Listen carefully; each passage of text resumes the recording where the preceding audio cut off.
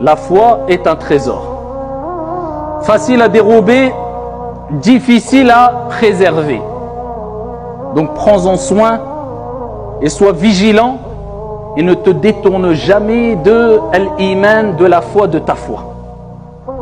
Parce que si tu te détournes de l'iman en te préoccupant plus d'autre chose que de ta foi, surtout si tu le fais de manière répétée, tu ne seras plus aussi vigilant. Et précédemment, nous avons dit que l'iman, c'est un trésor. Facile à dérober, difficile à préserver.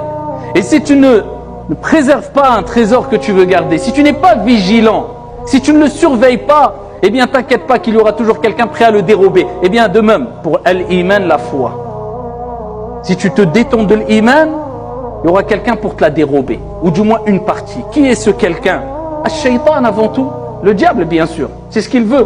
Que ta foi, elle baisse.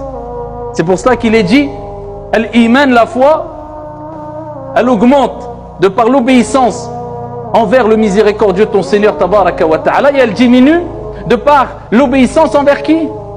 Al-Shaytan. Mais pas que, il n'y a pas que Shaytan qui va essayer de te dérober une partie de ta foi, provoquer le fait que ta foi baisse. Mais c'est aussi tes passions, c'est aussi ton âme instigatrice au mal. Donc tous ces plaisirs, toute cette perte de temps, tous les défauts que l'être humain peut avoir, la paresse, la négligence, l'insouciance, etc. Eh bien ceux-là vont s'occuper de ta foi, al-iman, si tu te détournes trop. Donc reste vigilant, surveille-la de jour comme de nuit.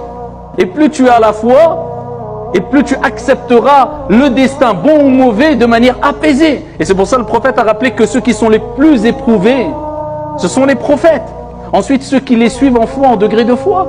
Plus tu as la foi, plus tu seras éprouvé. Et plus tu seras éprouvé, et plus tu pourras patienter quant à ton épreuve.